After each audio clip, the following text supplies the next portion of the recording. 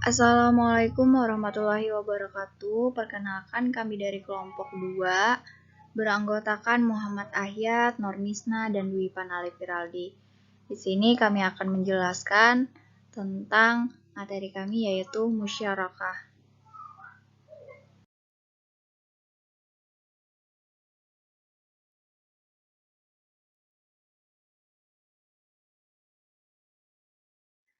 Selanjutnya, musyarakah yang akan kami bahas di sini yaitu pertama, pengertian akad musyarakah, dasar hukum musyarakah, rukun dan syarat musyarakah, macam-macam musyarakah, karakteristik musyarakah di bank syariah, pembiayaan musyarakah, musyarakah mutasyikihah, pembiayaan bagi hasil musyarakah, pembiayaan modal kerja musyarakah.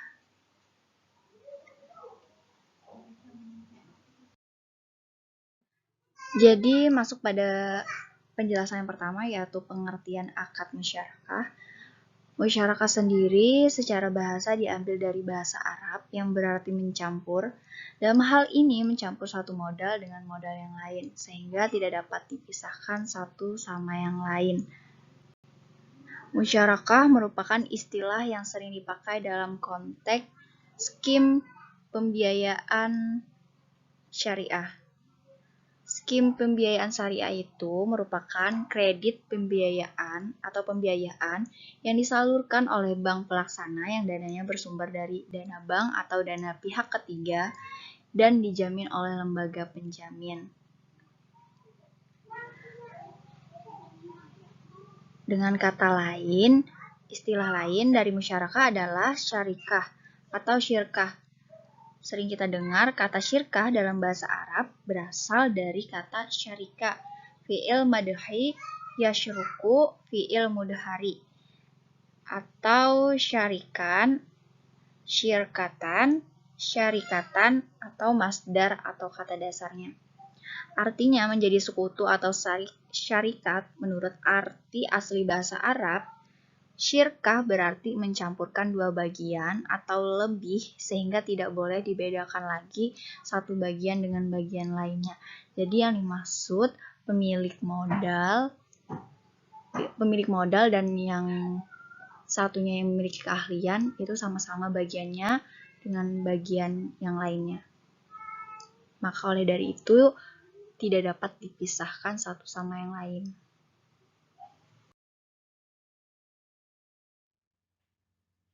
Dasar hukum musyarakah. Dasar hukum musyarakah terbagi menjadi 3. Yang pertama ada Al-Quran, yang kedua hadis, dan yang ketiga ijma. Yang pertama Al-Quran. Dalam surah An-Nisa ayat 12. Dan jika saudara-saudara itu lebih 2 orang, maka mereka bersyarakah pada yang sepertiga itu. Kemudian pada surah As-Sad ayat 24. Dan sesungguhnya kebanyakan dari orang-orang yang berserikat itu sebagian mereka berbuat zalim kepada sebagian yang lainnya, kecuali orang yang beriman dan mengerjakan amal soleh. Kemudian yang kedua itu hadis dari Abu Hurairah, Rasulullah Shallallahu Alaihi Wasallam bersabda, sesungguhnya Allah Azza wa Jalla berfirman, aku pihak dari ketiga dari orang-orang yang berserikat, selama salah satu tidak menghayati lainnya. Yang ketiga yaitu ijma. Dari Ibnu Qudamah dalam kitabnya yaitu Al-Mughni telah berkata, kaum muslimin telah berkonsensus terhadap legitimasi masyarakat secara global, walaupun terdapat perbedaan pendapat dalam beberapa pengertiannya. Rukun dan syarat musyarakah. Rukun dan syarat musyarakah itu ada 3, yaitu ijab dan qabul, pihak yang berserikat, dan objek akad. Yang pertama saya akan menjelaskan ijab dan qabul dulu. Ijab dan qabul harus dinyatakan dengan jelas dalam akad dengan memperhatikan hal-hal sebagai berikut. Yang pertama, penawaran dan permintaan harus jelas dituangkan dalam akad. Yang kedua, penerimaan dan penawaran harus dilakukan pada saat kontrak. Yang ketiga, akad dituangkan secara tertulis. Pihak yang berserikat. Pertama, kompeten. Kedua, menyediakan dana sesuai dengan kontrak dan pekerjaan atau proyek usaha. 3. Memiliki hak untuk ikut mengelola bisnis yang sedang dibiayai atau memberi kuasa kepada mitra kerjanya untuk mengelolanya. Objek akad. Pertama, modal. Modal dapat berupa uang tunai atau aset yang dapat dinilai bila modal tetapi dalam bentuk aset. Maka aset ini sebelum kontrak harus dinilai atau disepakati oleh masing-masing mitra. Modal tidak boleh dipinjamkan atau dihadiahkan kepada pihak lain. Pada prinsipnya, bank syariah tidak harus minta agunan, akan tetapi untuk menghindari wan prestasi, maka bank syariah diperkenankan meminta agunan dari nasabah atau mitra kerja. Yang kedua itu kerja. Partisipasi kerja dapat dilakukan bersama-sama dengan porsi kerja yang tidak harus sama, atau salah satu mitra memberi kuasa kepada mitra kerja lainnya untuk mengelola usahanya. Kedudukan masing-masing mitra harus tertuang dalam kontrak. Yang ketiga, keuntungan atau kerugian. Jumlah keuntungan harus dikuantifikasikan. Pembagian keuntungan harus jelas dan tertuang kontrak. Bila rugi, maka kerugian akan ditanggung oleh masing-masing mitra berdasarkan porsi modal yang diserahkan. Lanjut ke syarat-syarat musyarakah. Adapun yang menjadi syarat-syarat yaitu tidak ada bentuk khusus kontrak. Berakad dianggap sah jika diucapkan secara verbal atau tertulis. Kontrak dicatat dalam tulisan dan disaksikan. Mitra harus kompeten dan diberikan kekuasaan perwalian. Modal harus uang tunai, emas, perak yang nilainya sama. Dapat terdiri dari aset perdagangan, hak yang terlihat, misalnya lisensi, hak paten, dan sebagainya. Partisipasi pada mitra dalam pekerjaan adalah sebuah hukum dasar dan tidak diperbolehkan bagi salah satu dari mereka untuk mencantumkan tidak ikut sertanya mitra lainnya. Namun porsi melaksanakan pekerjaan tidak perlu harus sama, demikian pula dengan bagian keuntungan yang diterima.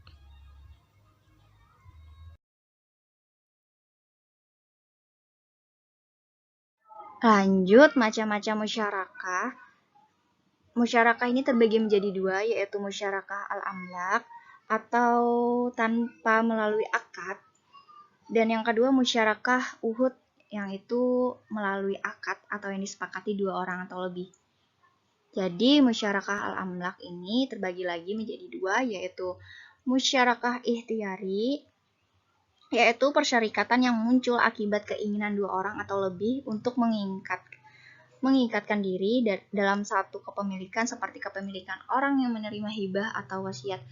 Jadi orang yang menerimanya ini atau yang melakukannya ini, yang menerimanya itu bukan muncul atas dasar kesepakatan, tapi karena keinginan dua orang atau lebih kepada dia. Yang kedua yaitu musyarakah jabar, yaitu suatu yang ditetapkan menjadi milik dua orang atau lebih tanpa kehendak mereka, seperti harta warisan. Itu contohnya. Yang kedua yaitu musyarakah uhud, adalah syirkah yang akadnya disepakati. Nah, ini disepakati dua orang atau lebih dalam modal atau dalam keuntungannya. Yang pertama yaitu musyarakah inan, yaitu kerjasama dua orang atau lebih di mana masing-masing pihak ikut memberikan dana, terlibat dalam pengelolaan dan berbagi keuntungan dan kerugian. Misalkan saya kasih contoh, Alif, Misna, dan Ahyat ingin membangun sebuah toko baju. Nah, kami sepakat, kami mengeluarkan dana sebesar 10 juta. Masing-masing dari kami mengeluarkan 10 juta dan ikut serta di dalam pembangunan toko baju kami, dan ketika ada keuntungan atau kerugian, kami harus bersama-sama berbagi keuntungannya tuh bersama-sama atau kerugiannya sama-sama. Nah, itu masuk ke dalam musyarakah inan. Yang kedua yaitu musyarakah al-mufawadalah, yaitu perserikatan yang modal semua pihak dan bentuk kerjasama yang dilakukan baik kualitas dan kuantitasnya harus sama, dan keuntungan dibagi rata. Misalkan tadi mau bangun usaha toko baju, kualitas. Misalkan Alif memilih kualitas yang paling bagus, karena menurut Alif kualitas yang paling bagus adalah sesuatu pakaian yang baik digunakan dan layak digunakan. Nah, kami harus sepakat kualitas yang kami pilih dalam memilih kain itu yang bagaimana? Yang paling bagus, yang paling sedang, atau paling rendah. Jadi kami sepakat untuk melakukan memilih kualitas kain tersebut yaitu paling bagus. Sepakat dan harus sama. Jika ada keuntungannya, kami bagi rata. Jadi itu termasuk ke dalam musyarakah al-mufawadalah. Yang ketiga yaitu musyarakah al-abdan atau al-a'mal adalah perserikatan dalam bentuk kerjasama tanpa modal untuk menerima pekerjaan secara bersama-sama dan berbagi keuntungan. Di sini kan tanpa modal, misalkan lagi Adit dan Putri. Mereka sama-sama tidak memiliki modal, tapi mereka memiliki keahlian. Misalkan keahlian Putri memasak, keahlian Adit itu bentuk kayak pelayan ngantar makanan tadi ke pelanggan.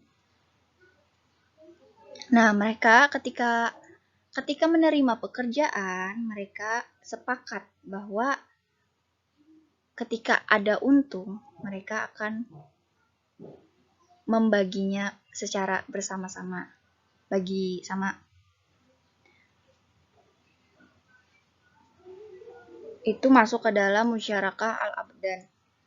Dan yang terakhir yaitu musyarakah al-wujud atau adalah persyarikatan yang dilakukan oleh dua orang atau lebih yang memiliki reputasi di kalangan masyarakat untuk hutang barang, kemudian menjual dan membagi labanya secara bersama-sama sesuai kesepakatan.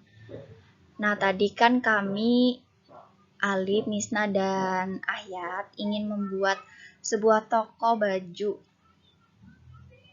Kami gak ingin di toko saja, kami ingin berbaur di masyarakat. Jadi kami melakukan kredit atau hutang barang kepada masyarakat. Kami sepakat menjual baju kami yang di toko tadi secara langsung ke masyarakat atau mengkreditkannya.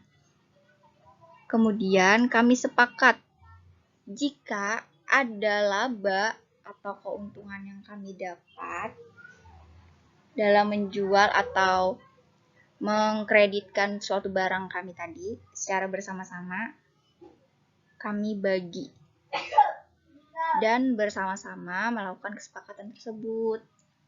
Seperti itu.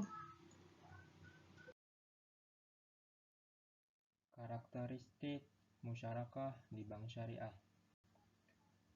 Dalam akad ini dikenal adanya karakteristik yang membedakan dengan akad-akad yang lainnya, yaitu yang pertama, para pihak saling memberikan modal sebesar atas kesepakatan, berbeda dengan akad kerjasama yang lainnya. Yang kedua, jika usaha mereka berhasil, maka keuntungan dibagi sesuai dengan kesepakatan, dan jika usaha mereka merugi, kerugian ditanggung bersama secara profesional sesuai dengan besarnya modal yang disetorkan. Jadi, pada praktek musyarakah di bank syariah atau dalam perbankan syariah adalah merupakan kerjasama antara bank syariah dengan nasabah untuk pengadaan atau pembelian suatu barang, di mana aset barang tersebut jadi milik bersama. Adapun besaran kepemilikan dapat ditentukan sesuai dengan sejumlah modal atau dana yang disetorkan dalam kontrak kerjasama tersebut. Selanjutnya, nasabah akan membayar atau mengancur sejumlah modal yang dimiliki oleh bank syariah. Perpindahan kepemilikan dari porsi bank syariah kepada nasabah seiring dengan bertambahnya jumlah modal nasabah dari pertambahan angsuran yang dilakukan nasabah sehingga angsuran berakhir, berarti kepemilikan suatu barang atau benda tersebut sepenuhnya menjadi milik nasabah. Penurunan porsi kepemilikan bank syariah terhadap barang atau benda berkurang secara proporsional sesuai dengan besaran angsuran.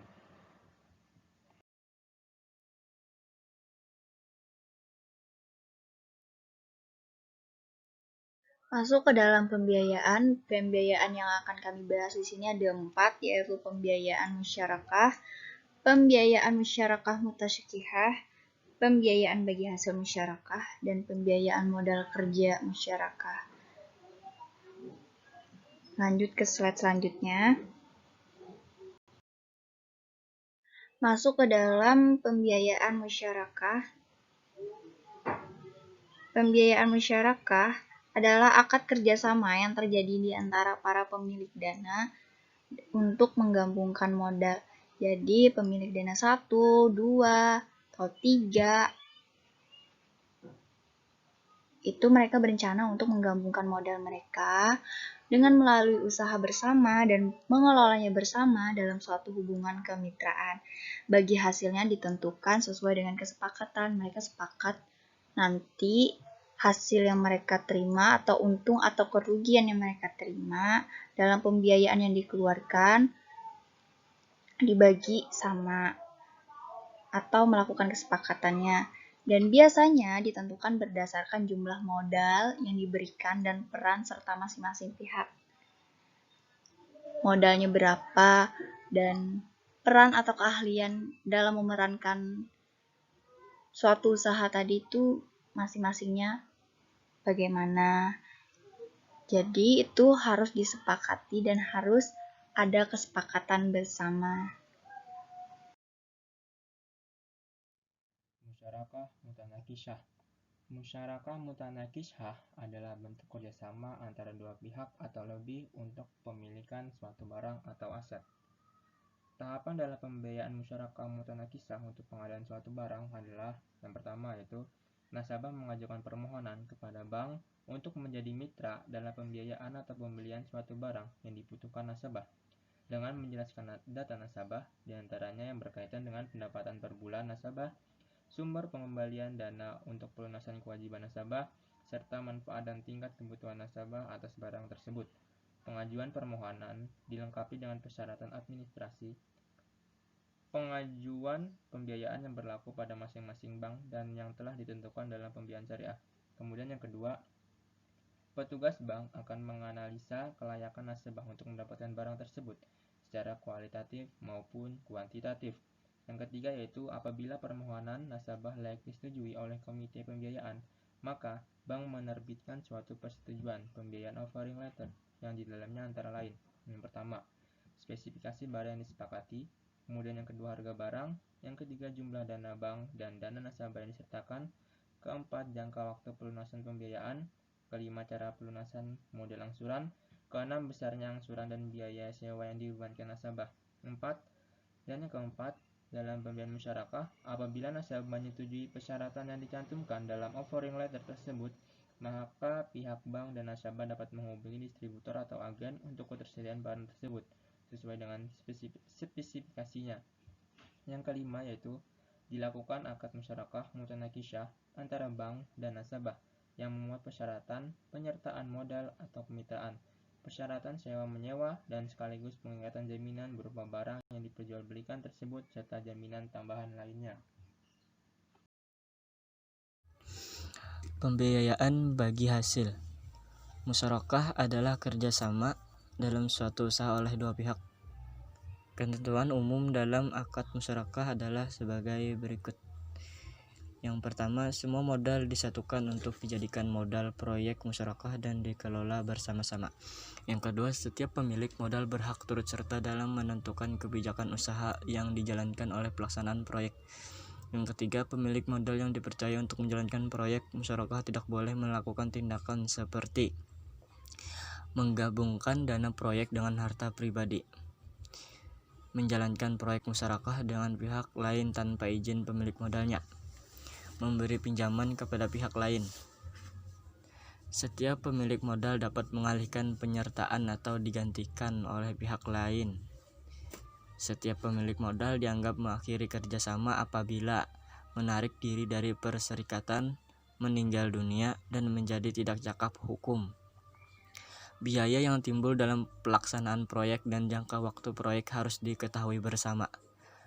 Proyek yang akan dijalankan harus disebutkan dalam akad. Dalam aplikasinya, mekanisme perhitungan bagi hasil dapat dilakukan dengan dua macam pendekatan.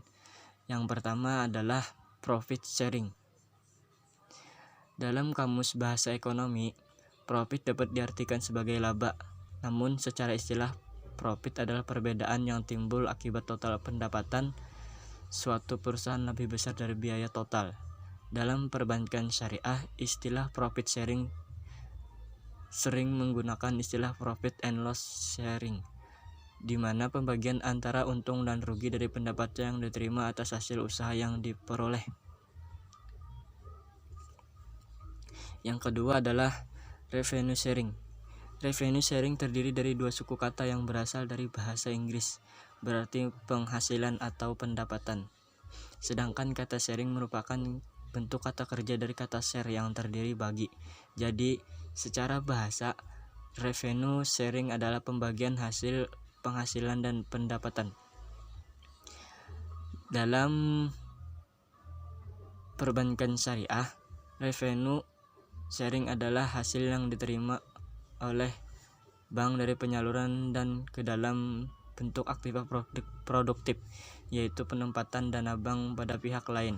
Hal ini merupakan selisih atau angka lebih dari aktiva produktif dengan hasil penerimaan bank. Bank Syariah memperkenalkan sistem bagi hasil kepada masyarakat dengan istilah revenue sharing, yaitu sistem bagi hasil yang dihitung dari total pendapatan pengelolaan dana tanpa dikurangi dengan biaya pengelolaan dana. Sampai saat ini seluruh perbankan syariah di Indonesia masih menggunakan sistem bagi hasil dengan konsep revenue sharing.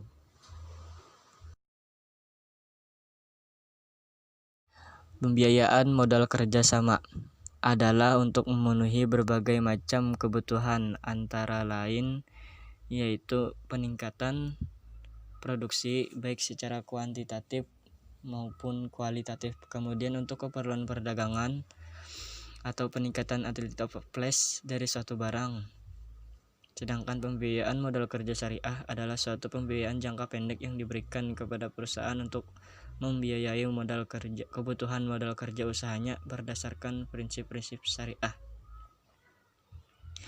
Menurut Adi Warman Karim, pembiayaan modal kerja adalah pembiayaan jangka pendek yang diberikan kepada perusahaan untuk membiayai kebutuhan modal kerja usahanya berdasarkan prinsip syariah.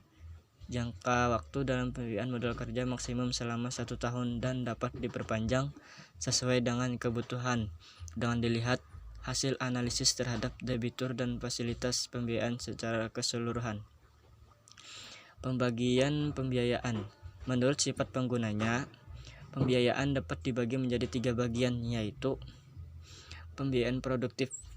Pembiayaan yang ditujukan untuk memenuhi kebutuhan produksi dalam arti luas, yaitu untuk peningkatan usaha produksi, perdagangan maupun investasi. Yang kedua, pembiayaan konsumtif, yaitu pembiayaan yang digunakan untuk memenuhi kebutuhan konsumtif yang akan habis digunakan untuk memenuhi kebutuhan. Menurut keperluan, pembiayaan produktif dapat dibagi menjadi 2 hal berikut. Pembiayaan modal kerja, yaitu pembiayaan untuk memenuhi kebutuhan peningkatan produktif, baik secara kuantitatif yaitu jumlah hasil produksi, maupun secara kualitatif yaitu peningkatan kualitas atau mutu produksi, perdagangan atau peningkatan suatu barang. Dan yang terakhir, pembiayaan investasi, yaitu untuk memenuhi kebutuhan barang-barang modal serta fasilitas-fasilitas yang erat kaitannya dengan itu.